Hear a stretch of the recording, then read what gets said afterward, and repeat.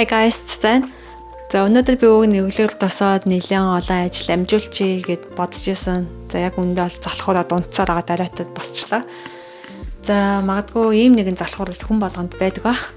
Харин энэ залхуурлаа яаж даван туулж байгаа хүн болгоны арга нь өөр ээж магадгүй. За би ч өөр ингэсэн бас залхуурлаа даван туулах тийм арга маань надад бас байдаг учраас энэ аргын талаар та бүхэнтэй хуваалцъя гэж бодлоо.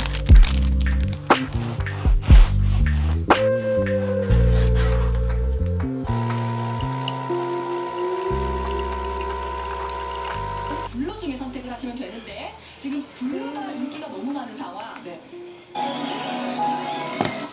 먼저 하는 게 뭐예요? 각질 관리하는 거.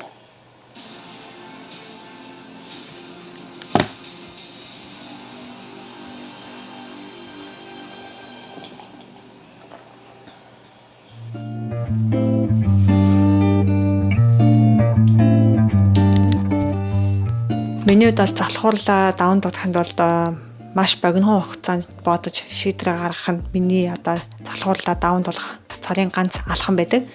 За яагаад тэгж байна гэхээр би одоо ямар нэгэн зүйлийг хийхээс өмнө за ингэж жоохон удаан бодох ч юм уу, жоохон нэгтлээ бодох ч юм уу ингэсэн тохиолдолд тэр ажил маань бараг л 90% нь хийгдэггүй байдаг.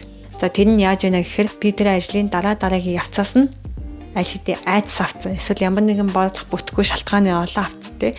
Тэрийг би өөрийнх нь тархинд суулгацсан байдаг. Тийм тохиолдол олзон байдаг.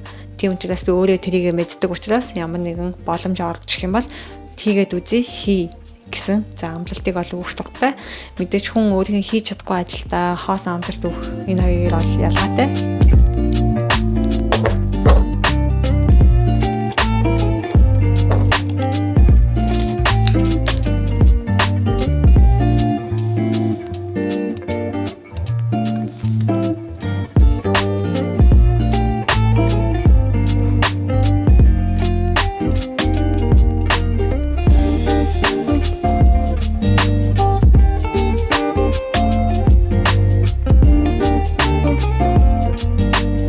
Хамгийн чухал зүйл нь юу гэхээр эхлэл байгаа.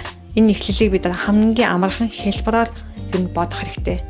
Эхлэж үзээгүй ээж дараагийн шатны дээр явцын үйл явцыг бол бид явж бодох шаардлага байхгүй. Тэрийг бодохоос өмнө бид эхлэлийг биеэрээ хийгээд үйлдэл болгоод эхэлсэн байх хэрэгтэй.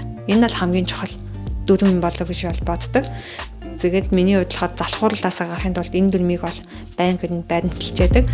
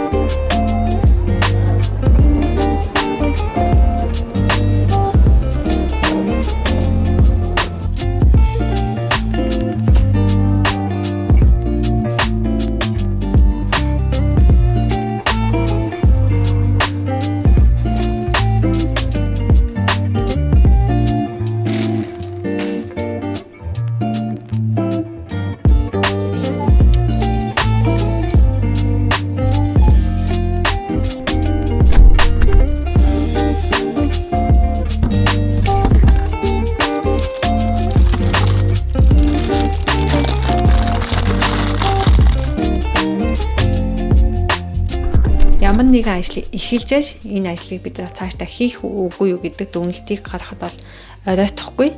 За тэгээд хойшлуулаад хойш суугаад байгаа. За эсвэл эхлүүлж чадахгүй байгаа тэр бүх ажлуудаа бүх зүйлүүдэд та яг одоо эхлүүлээд үз.